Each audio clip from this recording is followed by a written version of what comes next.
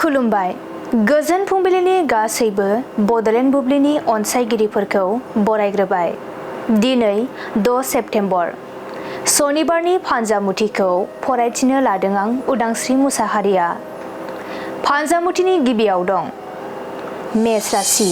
गावनि नाजानायनि गेजेरजों थांखिसिम सहैनो हागोन। गोसोखौ जोबोरैनो गोजोननाय मोनगोन। बृष राशि। नखरनि हाबाफारियाव बिबान मोनफागोन। दसेबो ओरैनो थानो सम मोननाय नङा।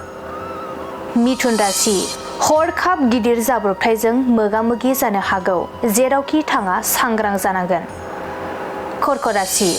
लोगोथिनि गेजेराव जानाय दावराव-दावसिया जोबस्रांगोन। गोरोबलायफिनना थानो हागोन। सिंह राशि। गोब्राब नाजानायनि गोथार फिथाइखौ मोनफुंनो हागौ। नखराव बयनिबो रंजानाय फैगोन। कन्या राशि। नोंथाङा गोरोन्थि लामाजों आगान सुरफ्लांगोन। साजा मोननो गोसोआव गिखांनाय फैगोन। तुला राशि। गोजान जायगायाव दावबायहैयोब्ला खैफोदाव गोग्लैनो हागौ। जेरावबो ओंखारैयानो गाहाम जागोन। वृश्चिक राशि। नोंथाङा गोमाना थानाय मुवाखौ मोनफिननो हागौ। गोसोआ खुसिजों साग्लोबसारगोन। धनु राशि। नखराव बायदि जेंना सोमजिनो हागौ। गोबां रांखावरि खहा जागोन। मकर राशि। रांखावरि बिथिङाव मुलाम्फा गोनां सान। बायदि बेफार फालांगि खालामनो हागोन। कुम्भ राशि।